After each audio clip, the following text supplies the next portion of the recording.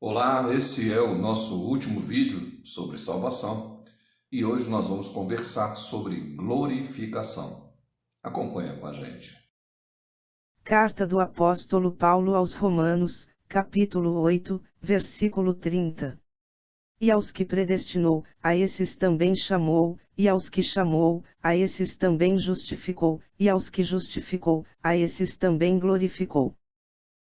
Glorificação tem o sentido de empoderamento, de reconhecimento, de honraria. A glorificação é, portanto, o último estágio da salvação, é o último passo da salvação. Depois do arrependimento, da conversão, depois do sacrifício de Cristo no nosso lugar, depois da sua propiciação, da remissão dos nossos pecados, depois da nossa redenção, depois do nosso novo nascimento, da nossa adoção como filhos de Deus e depois do processo de santificação, então se dará a glorificação. Mas a glorificação se dará no dia da volta de Jesus Cristo. A glorificação é um indicativo de que Cristo não remiu e não redimiu e não restaurou só nossa alma, mas também redimiu o nosso corpo. A sua obra de redenção nos atingiu por completo, transformando o nosso interior e transformará também o nosso exterior. A glorificação, ela marca a libertação do nosso corpo mortal dos efeitos do pecado. Essa libertação dos efeitos do pecado é exatamente o que a Bíblia chama de glorificação, quando enfim receberemos um corpo glorificado. Como eu disse, a glorificação só se dará na volta de Cristo, mas ela já é realidade nos planos de Deus, no projeto de Deus para salvar e redimir o homem. O texto básico desse vídeo, que é o de Romanos 8, capítulo 30, nos diz que aqueles a quem Deus predestinou, a esses ele chamou, e a quem ele chamou, ele justificou, e aos que justificou, ele glorificou. Perceba que todos os verbos desse versículo estão no tempo passado. Assim também ocorre na língua em que foi escrito, na língua grega. Todos os verbos estão no passado. Isso é um indicativo de que a glorificação na mente de Deus, no plano divino, ela já aconteceu. Nós estamos apenas aguardando algo que Deus já determinou. No dia da volta de Cristo, todos os corpos daqueles que morreram serão ressuscitados. E todos os que morreram em Cristo receberão um corpo glorificado. Algumas das especulações das mais ingênuas tentam entender como pode se dar a transformação do corpo mortal num corpo glorificado para aquelas pessoas que morreram queimadas, ou que foram cremadas, ou que tiveram mortes por acidente, onde seus corpos foram dilacerados. Mas, como eu disse, são especulações das mais ingênuas. Paulo nos ensina que transformados seremos todos. Os que morrerem e estão mortos pelo advento da segunda vinda de Cristo, e também os que estiverem vivos nesse dia. E isso se dará num tempo muito rápido. Tão rápido que Paulo usa a expressão num abrir e fechar de olhos. Talvez esse seja o menor tempo capaz de ser contado na época de Paulo. O tempo que leva um abrir e fechar de olhos. Esse é o tempo em que se dará a transformação dos corpos mortais em corpos glorificados. Claro que esses corpos serão semelhantes ao corpo de Cristo. E isso ensina que Cristo, como dissemos, não redimiu somente a nossa alma, mas também o nosso corpo.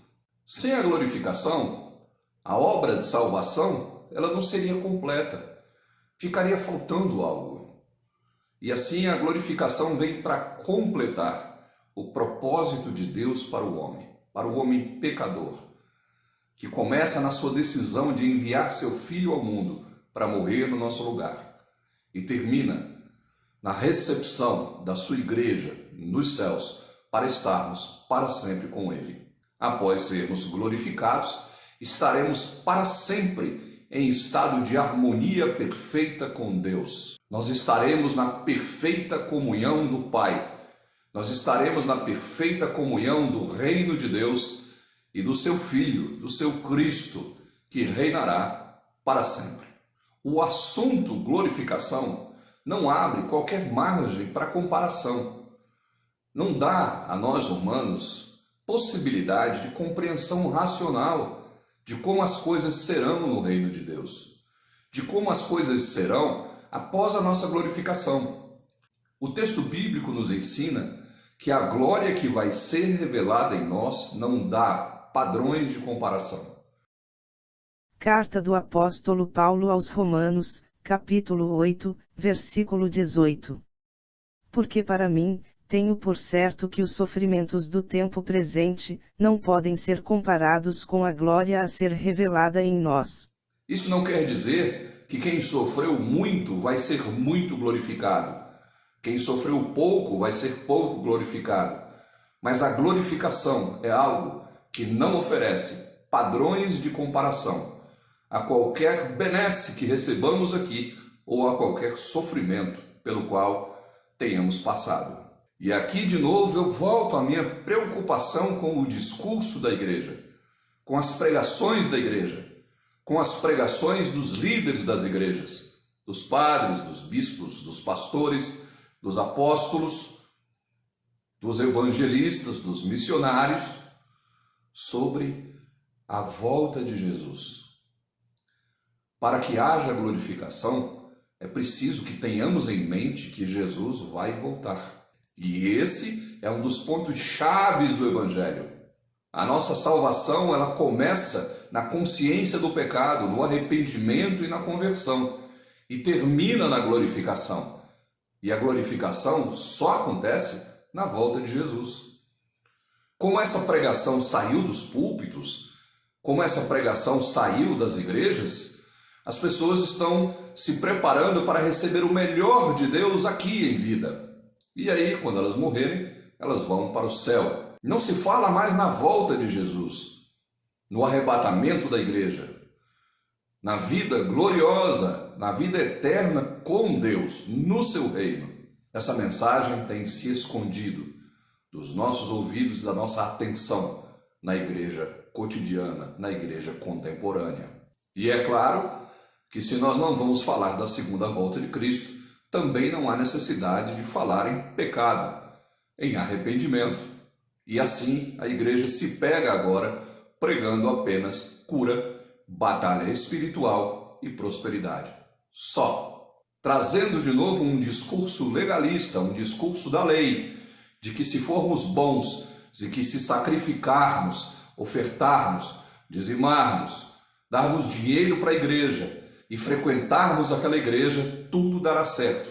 Não importa a nossa conversão, não importa a nossa conduta, não importa a nossa ética e a nossa moral. E eu sinceramente não sei aonde os pastores e líderes e pregadores colocaram todas aquelas profecias sobre a volta de Jesus, e não são poucas. O próprio Jesus falou que voltaria. E nisso eu não tenho ouvido ninguém falar.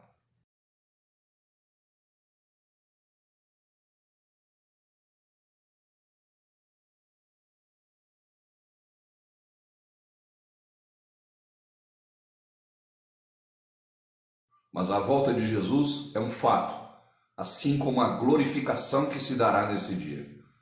Paulo ensina aos coríntios, Paulo ensina aos filipenses que essa transformação, essa glorificação, esse corpo glorificado, ele nos será dado num abrir e fechar de olhos. Paulo ensina à igreja de Tessalônica que as almas das pessoas que já morreram estão com Cristo. E apenas os seus corpos estão sepultados. Mas isso só vai durar até a volta de Cristo, aonde nem todos morreremos, mas transformados seremos todos. Os que morreram em Cristo ressuscitarão primeiro, E nós, os vivos, os que ficarmos, seremos arrebatados para o encontro com o Senhor nos ares, e assim estaremos para sempre com o Senhor. E então, meus amigos, meus irmãos cristãos, meus irmãos de fé cristã, eu fico um tanto quanto preocupado com o sumiço desse discurso sobre a volta de Cristo, sobre a glorificação, sobre salvação, sobre pecado, sobre perdão, sobre arrependimento, sobre novo nascimento. E eu não consigo me lembrar de outra coisa, senão um recado que Cristo dá à igreja de Éfeso. Apocalipse capítulo 2, versículos 1 a 5, especialmente os versículos 4 e 5. Tenho, porém, contra ti, que abandonaste o teu primeiro amor. Lembra-te, pois, de onde caíste, arrepende-te e volta à prática das primeiras obras, e, se não, venho a ti e moverei do seu lugar o teu candeeiro, caso não te arrependas. Cristo fala que conhece as obras da igreja de Éfeso, gosta da igreja de Éfeso, gosta das suas atitudes, do seu trabalho, da sua perseverança, da sua fé, mas há um problema com aquela igreja. Assim como a igreja de hoje, a igreja de Éfeso abandonou o seu primeiro amor. Nós também estamos abandonando Cristo como o nosso primeiro amor. E o nosso primeiro amor, o nosso amor mais importante, está se tornando a prosperidade, a nossa vida aqui, a nossa vida boa, próspera, rica, farta de bens, farta de saúde, e estamos nos esquecendo da vida eterna, da glorificação em Cristo.